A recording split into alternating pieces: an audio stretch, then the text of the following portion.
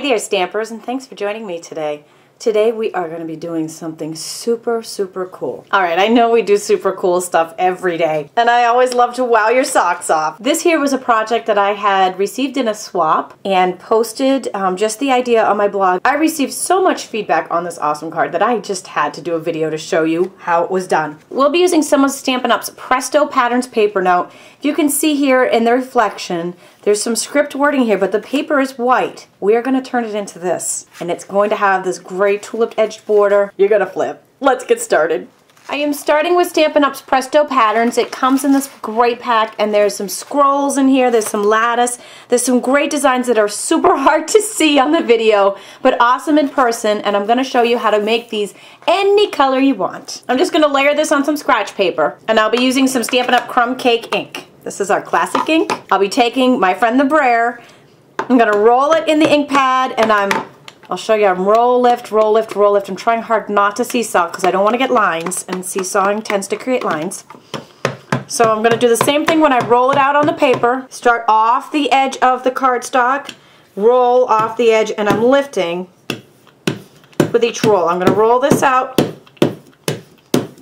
You can already see the words starting to form here. Isn't that awesome?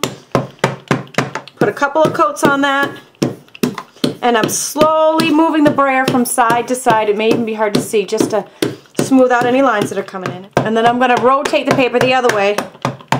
You can see this paper was created for this resist effect where the words pop out. Super cool. So just repeat that until you get the color you want. I'm going to do a little bit horizontally. If you get lines, just keep rolling over it till you smooth them out, till you get the color you want. Isn't that fantastic? Very super cool paper. You can purchase this paper online through my website simply by clicking on the URL in the description of this YouTube video. Or even easier, go to stampwithtami.com. Okay, next I'm going to take a Big Shot Impressions folder. This is called the Framed Tulips. This is really cool because it's just a frame. I really love this idea. So I'm going to line this paper up with the frame. The Stampin' Up logo goes on top. We're going to sandwich that folder between two cutting pads. Place it on tab 1 of the multi-purpose cutting platform that comes with the Big Shot machine. And crank it through. You can see the frame on here is so cool. But we're even going to make it pop even more. How are we going to do that, Tammy? Let me show you. We're going to take that Crumb Cake ink back and a Stampin' sponge wedge and just rub right along there. Can you just see that? Oh my gosh, it's like magic. It just comes right out. This is a huge wow on your card, even better in person. For our next magic trick, we're going to create our flower. We'll be using the Fun Flowers die from Stampin' Up in our Big Shot machine. Taking some of our pink pirouette cardstock over the large flower. Over this flower here, some of Stampin' Up's newsprint designer paper. Place that between two cutting pads and run it through the Big Shot machine. And when you're done, you've got your two flowers. This is such a great die. And while we're Big Shotting, we'll also do these leaves and this butterfly using the Little Leaves. This is a Sizzlit, and I'm also using the Stampin' Up Embosslits called Beautiful Wings. And the difference between a Sizzlit and an Embosslit is that your Sizzlit looks just like this. It's just going to cut out these leaves.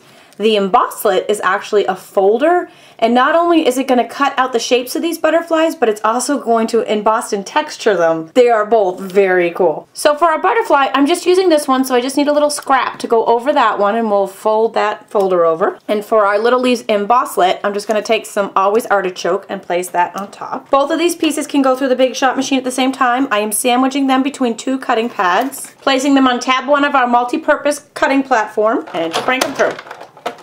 And once we take them off, see this cut out our little leaves, and we can open up our little embosslit. And I know we've got a bonus half butterfly. He looks like candy. He's so cute. Look at it, and he's got his textured embossing on there. Next, all we have left to do is assemble, and I'm just using Stampin' Up Snail Adhesive. Self-adhesive stick-on rhinestone jewels from Stampin' Up, because I can't resist sticking one right on that butterfly, because just gotta have some bling.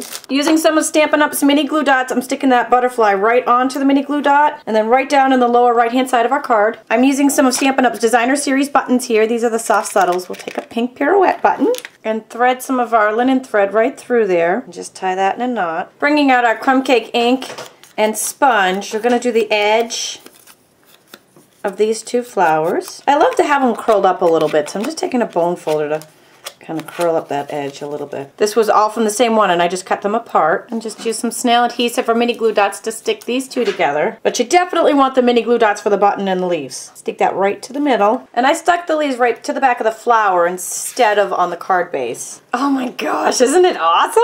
And your card is complete, and it is completely fabulous. Isn't this awesome? Be sure to visit my blog for tons more videos and tutorials, and to purchase any of these supplies, go to stampwithtami.com. Thanks for joining me today.